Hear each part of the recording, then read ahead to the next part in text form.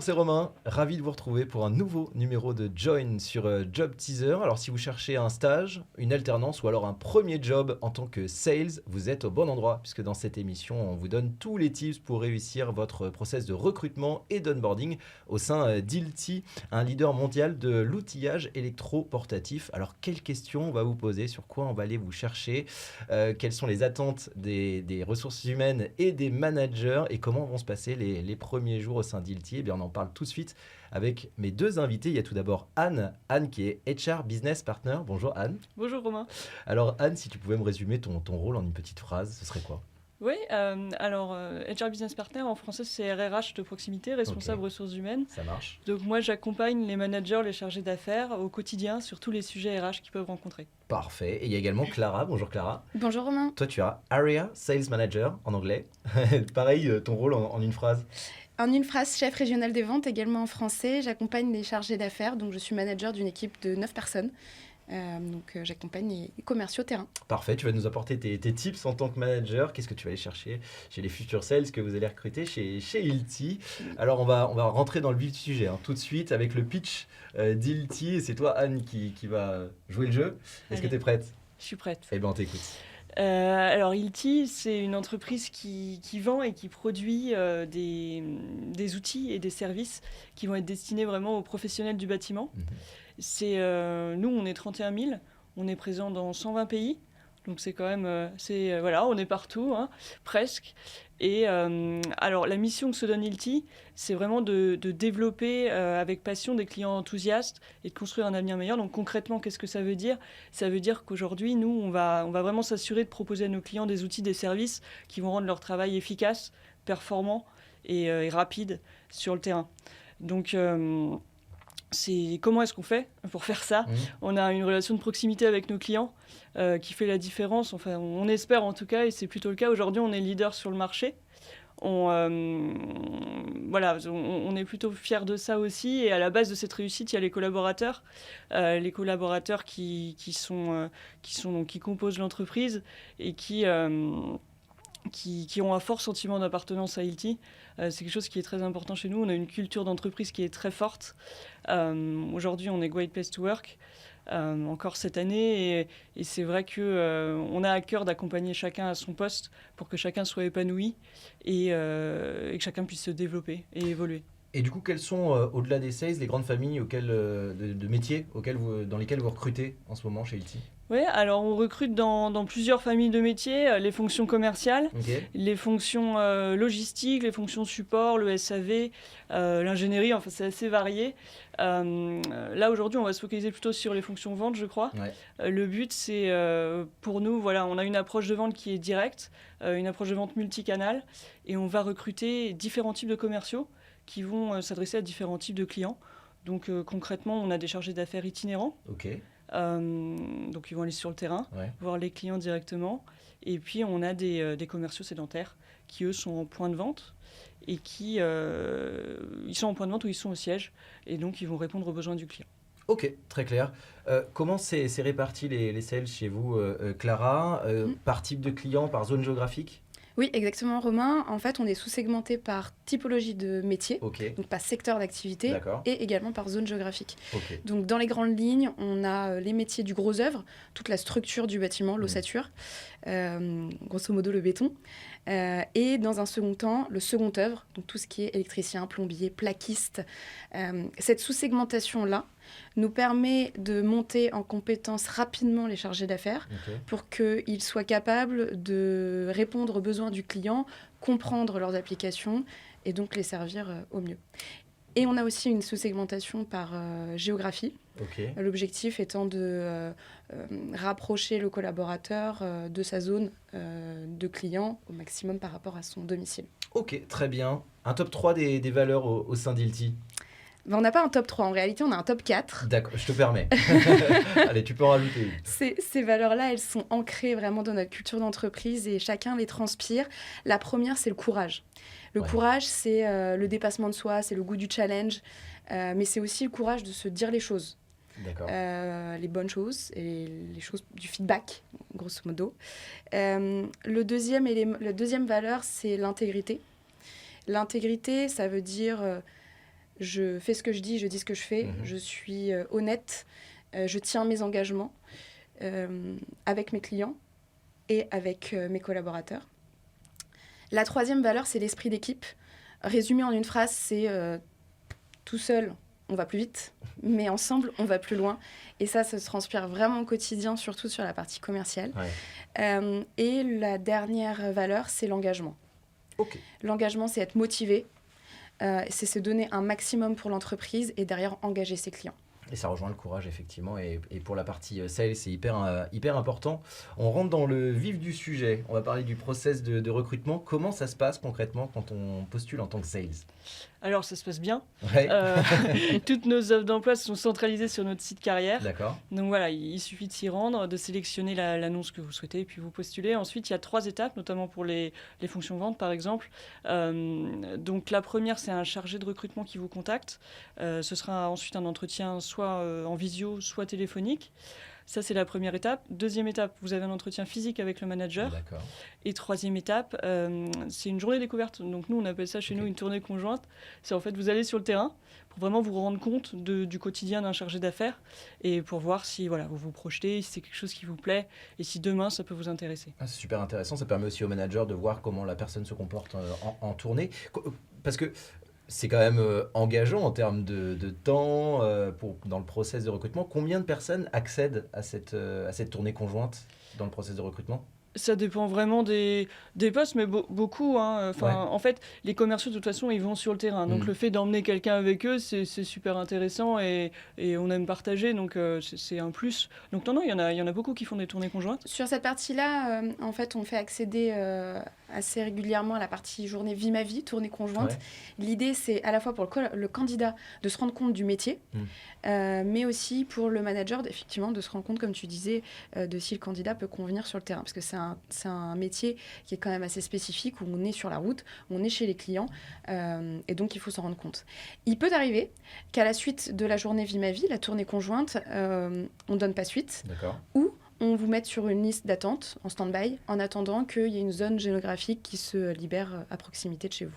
Oui, parce que en fait, ce qu'il faut savoir, c'est qu'on postule à une offre qui est déjà géographiquement indiquée finalement, et qu'il se peut que sur le process, pour le moment, ça ne le fasse pas. Par contre, que vous soyez effectivement en liste d'attente.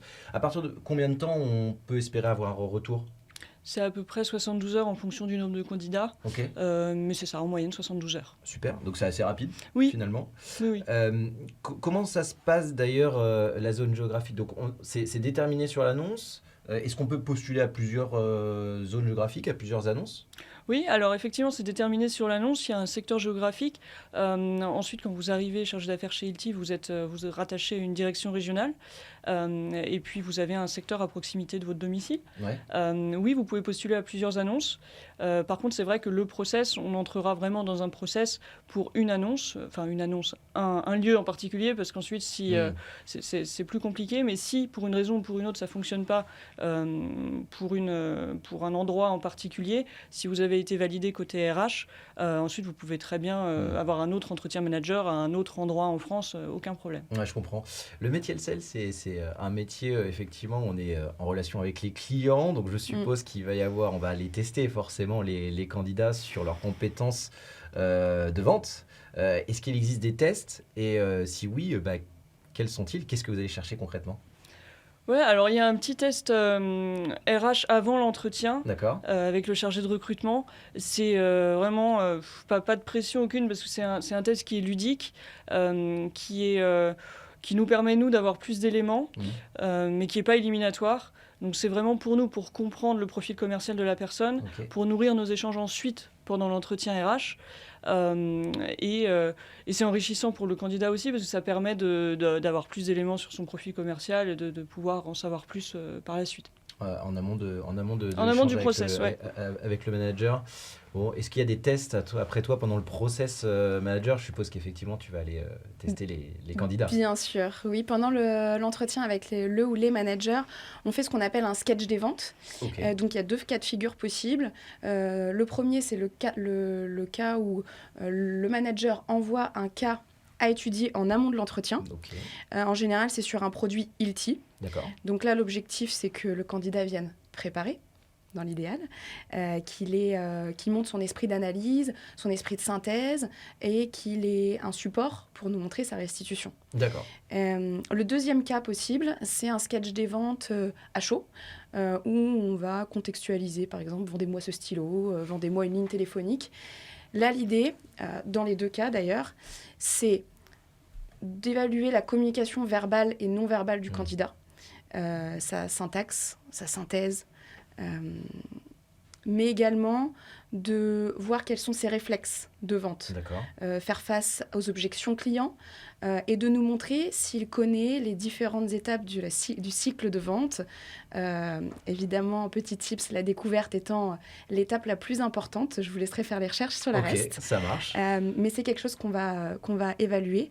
Bien entendu, ce n'est pas éliminatoire. Dans le cas où on se rend compte que le sketch des ventes, ça c'est pas bien passé, et ben à la fin, on fait un feedback. C'est hyper important pour nous que le candidat parte avec, en ayant appris quelque chose. Peu importe l'issue de l'entretien, cette étape-là est primordiale pour qu'il se rende compte des éléments qu'il a bien fait et des axes de progrès éventuels. Parfait. Quelles sont vos attentes concrètement à vous deux, toi en termes de ressources humaines et toi en termes de manager ? Oui, alors il y en a plusieurs, évidemment, au classique, la motivation. Ouais. Le but, c'est que la personne, on sente qu'elle a envie de nous rejoindre. Il faut qu'elle ait bien compris les missions aussi. Le mieux, c'est qu'elle se soit renseignée sur l'entreprise, sachant que, en fait, quand le chargé de recrutement envoie l'invitation, il met déjà des petites infos clés dans le mail. Donc, il vous donne déjà des infos pour démarrer votre recherche et bien comprendre le poste. Ensuite, voilà, il faut poser des questions pendant l'entretien, être curieux. Nous, on est vraiment là pour y répondre et c'est aussi quelque chose qui va montrer que vous êtes motivé. Ça, c'est la première chose. Ensuite, il y a aussi l'enthousiasme, l'envie. Évidemment, il y a le côté... dans l'entretien, vous allez vous présenter votre parcours. Et c'est important pour nous qu'on ait des exemples concrets de ce que vous avez fait. Ça rend la chose un peu plus vivante. Et puis, nous, on va regarder la structure, la manière dont vous vous exprimez, votre esprit de synthèse, votre organisation, parce que c'est des choses qu'on va chercher chez vous demain. En tant que chargé d'affaires, vous aurez besoin de ces qualités-là. Je parlais de l'enthousiasme et de l'envie tout à l'heure. L'enthousiasme, le dynamisme, tout ça, c'est des choses, c'est hyper important pour nous. Après, c'est toujours difficile à montrer pendant un entretien, parce qu'il y a le petit stress de l'entretien et tout ça, mais les chargés de recrutement sont sympas, ils vont vous mettre à l'aise, pas de souci. Et il ne faut pas oublier que c'est vraiment un échange. Le but, c'est qu'on comprenne qui vous êtes. Et si demain, vous pouvez être épanoui chez Hilti et être bien dans ce poste-là, tout simplement. Donc, soyez vous-même, c'est ça le conseil qu'il faut donner ? Complètement. Il faut qu'ils arrivent en entretien. C'est identique pour la partie entretien avec le ou les managers. Arrivez en étant détendu, soyez vous-même. On est dans un climat de bienveillance, d'ouverture. Donc, on attend de savoir qui vous êtes vraiment. Et ça passe par, évidemment, expliquer votre parcours de manière synthétique et précise. On veut savoir ce dont vous en avez tiré de vos expériences, ce qui fait comment vous vous êtes construit. Et ça passe évidemment par expliquer vos succès, contextualiser, évidemment, donner des exemples, mais également parler de vos échecs. Ça va nous permettre de voir votre capacité d'analyse, de voir votre prise de recul et comment vous faites face à des obstacles dans votre vie. Évidemment, d'un point de vue humain, on a besoin aussi de voir quelle est vos qualités d'écoute, de curiosité, mais également d'humilité. Enfin, ça paraît évident, mais soyez professionnels. Oui. Arrivez ponctuel. On sent que ça sent le vécu. Oui. Pourquoi ? Parce que arrivez de manière, en étant ponctuel, prenez des notes. En fait, demain, vous allez être en face de patrons d'entreprise. Évidemment. Donc, montrez-nous dès maintenant que vous êtes capable de prendre ce rôle-là. Et le professionnalisme en fait partie. Bon, alors, on va dire... le process s'est bien passé. Pour ce candidat, pour moi, candidat, le process s'est bien passé. Comment je vais être onboardé au sein d'Hilti ? Eh bien, félicitations. Merci. Vous intégrez l'entreprise Hilti. Très simplement, avant votre premier jour, vous êtes pris en charge par la partie RH pour la partie formalité, la signature du contrat, de la mutuelle, etc. Et par votre manager, vous êtes déjà en contact étroit avec lui. Il va vous envoyer votre planning d'intégration sur les 6 mois, 1 an à venir. D'accord. Et dès le premier jour, vous passez une journée entière avec votre manager pour toute la partie logistique, l'ordinateur, le téléphone, la voiture, vos équipements de démonstration, vos équipements de protection également, puisque vous allez dès le lendemain partir chez le client sur les chantiers, mais vous ne serez pas tout seul. C'est ce qu'on appelle des tournées conjointes également. Environ entre 2 semaines, 1 mois de tournées conjointes. D'accord. Vous allez accompagner vos collègues sur le terrain pour à la fois comprendre les produits, mais aussi leur méthodologie et leur manière de faire. Pour permettre de se faire la sienne, en fait, finalement. Complètement. Et en fonction de votre adaptabilité, comment vous vous sentez sur les premiers jours, vous allez pouvoir prendre les clés du camion et aller voir vos propres clients assez rapidement. Super, parfait. Et je suppose, parce que c'est les métiers sales aussi, ça nécessite un peu de formation. Il y a de la formation en parallèle. Oui, bien sûr, il y a de la formation en parallèle. Donc en parallèle de toutes les visites clients que vous allez faire, voilà, vous allez avoir une formation qui va être vraiment axée sur les techniques de vente, les process, les produits. Donc vous avez tout un parcours de formation qui est prévu, ça dure 1 an. Ouais. Ah oui, 1 an. Oui, alors tout le parcours de formation, c'est 1 an. Ouais. Mais ensuite, pendant les 3 premiers mois, il y a vraiment un focus qui va être fait. Donc, vous allez aller d'abord, en toute autonomie, vous allez faire des e-learning sur le secteur d'activité sur lequel vous êtes, sur les process, sur les produits. Oui, sur les produits, j'allais y venir parce qu'on va vendre des produits, mais il faut savoir les utiliser forcément. Il faut savoir faut les connaître par cœur pour pouvoir faire les vendre. Alors, par cœur, pas forcément, mais oui, il faut savoir un petit peu de quoi on parle, mais ça c'est prévu aussi. On a les techniques de vente, où là vous allez pouvoir vous exercer sur les techniques de vente, et bien sûr les produits, où là il y aura de la manipulation produit au sein de notre centre de formation qui est en Ile-de-France à Bois d'Arcy, et donc vous avez toute une partie formation là-dessus.